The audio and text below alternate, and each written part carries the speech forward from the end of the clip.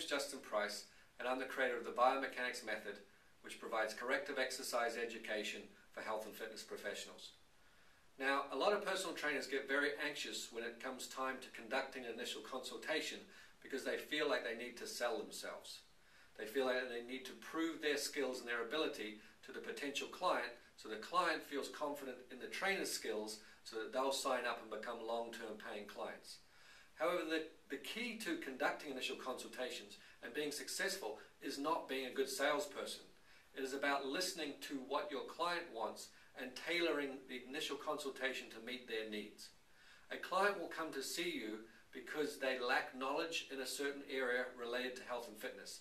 So they may lack knowledge about diet or exercise or how they can help themselves eradicate their back, knee pain or so forth. This lack of knowledge turns into anxiety in the sense that they think they're never going to lose weight, they're never going to get fit, or they're never going to get rid of that nagging back pain. So your job when you see a client is to increase their knowledge and decrease their anxiety so they feel confident in your skills and their own, and they will likely sign up to utilize your services. I'm going to show you today how you can tailor your assessment protocols, keeping it simple to help your clients feel confident in their own abilities so they'll sign up. We're going to bring Mary in, and I'm just going to show you a quick demonstration and then we'll recap again at the end. Hello, Justin. Hi Mary, how are you? Wonderful, how are you? Fantastic. So from conducting the verbal portion of our assessment we just did before, I understand that you have lower back pain. Yes. How do you feel about that? Well, obviously it's irritating, but also I'm just a bit worried because I know we were talking about the program that I wanted to do for my cardio, and I'm honestly worried that I'm not going to be able to do as much as I need to do because, you know, after I walk for a long period of time, or even if I go jogging or running, then my back is really, really sore, and so I have to take 2 or 3 days off after that. And I know you've seen already a lot of people, you've seen physical therapists, yeah, and you've seen other trainers that have tried to address your lower back, but it hasn't really helped. Right. So now you're getting a little bit sort of worried that you're actually ever going to get rid of that. Well, yeah, that's very true. Yeah, so that's why I wanted to see, you know, come and talk to you today and see if there's anything that you know or that you can help me with that maybe it will be able to help me get through this and get on to doing the things that I actually want to do. Can I ask you, what do you do as a job? How do you spend most of your day? I'm a computer technician, data entry. So you spend a lot of time seated? Most of the day seated at the computer. And when you're seated, do you feel like you're kind of rounded forward a little bit? Yeah, probably, yeah. Because I just noticed that, that your lower back problem may actually be stemming from somewhere else.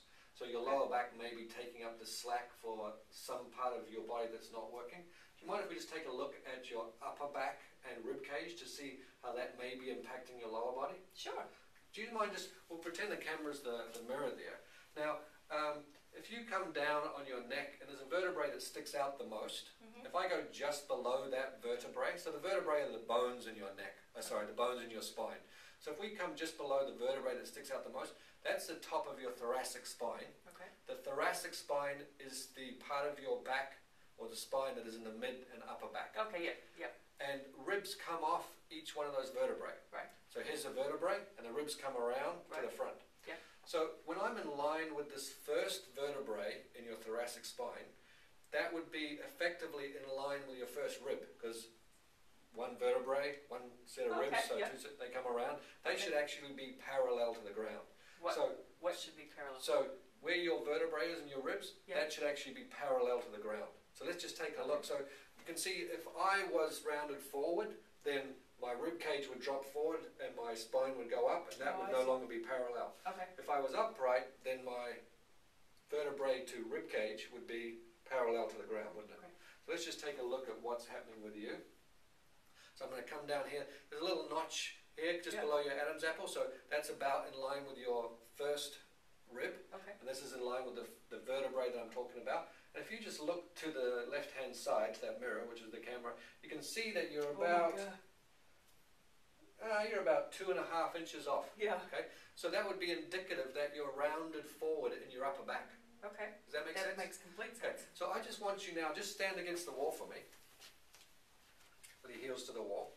So we know, remember from those other assessments we did, that your lower back is a little arched. Yeah. Can you do me a favor and try to pull your shoulders back to the wall? So when you pull your shoulders back to the wall, your lower back, the space increases, doesn't it? Mm-hmm. So would you agree that when I try to get you to stand upright, you don't have the ability to pull your shoulders upright, so your lower back has to overarch to pull you upright? Yeah. Now can you imagine if you're out walking or running or doing your cardio exercise, Yeah. and gravity's coming down, okay, you're getting impact coming back up from the ground, your body's trying to deal with those stresses of falling over, basically, Okay. gravity pulling you forward. Yeah. If you can't lift upright to keep yourself upright in your upper back, where do you think you're going to take the stress as it tries to compensate to hold you upright? Your lower back, Yeah, right? lower back. So, No one has ever explained that before like that, because that makes complete sense, because that is exactly the area where it's sore after especially if I've been running for a long distance. That's the part that is just killing me. perfect. Well, Yeah. not perfect, but it stands to reason, because most of your day you spend around it. Does your back ever hurt when you, like say on a Friday, if you've been sitting down all week and you go to stand up, does your lower back hurt? Oh yeah, especially if I'm going out at night, having to, stand around the club or whatever. It's just, oh, I can't wait to get home. Yeah. So the fact that you spend a lot of the week around it, Uh-huh. and then you go have to stand up, your body has to pull your torso on top of your hips. You're not going to be very good at doing that in your upper back, so your lower back says, I'll tell you what, Mary, I'll take the slack for you, try to pull you upright. Your lower back gets tired because it's doing all the work. So what are some things that you can do to help your lower back now that you realize how your upper back contributes to your lower back? Well, I mean, obviously, the first thing that comes to mind is the old adjust your seating and things like that. Perfect. So you would mean, that be something that I could do though? I mean, Yes, is that it's- really going to make a difference?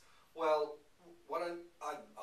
I've seen it make a lot of difference, but I don't want you to trust me. Why don't you try it this week? Adjust your seat as far as maybe give yourself a little bit of feedback to sit back against Yeah. the chair more often, raise your computer height up a little bit so that Okay. you're a little more upright, and Okay. see if at the end of next week you feel any better at the end of the week. Okay. We are also going to do some exercises that I'm going to teach you to strengthen your upper back muscles so that they learn to extend more, Okay. so that you don't have to use your lower back so often to stand upright.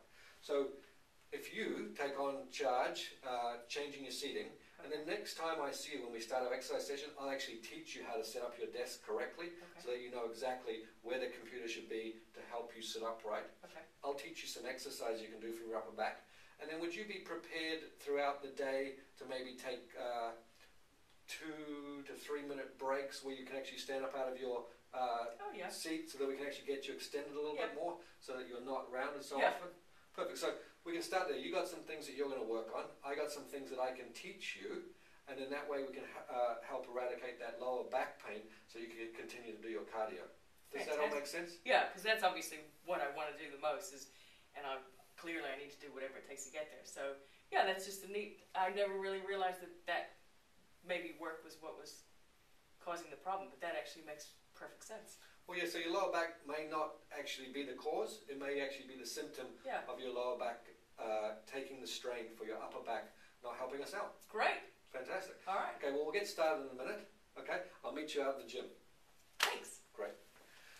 So you can see that if you tailor your assessment processes and keep them very simple, the client will actually gain knowledge about the problem, so that they start to take control of things that they can do to help, and then they will also rely on you to teach them other things they can do, such as with Mary, strengthening her upper back muscles. So together, you're working to help alleviate the issue. So you act as a facilitator to help her feel empowered with the process.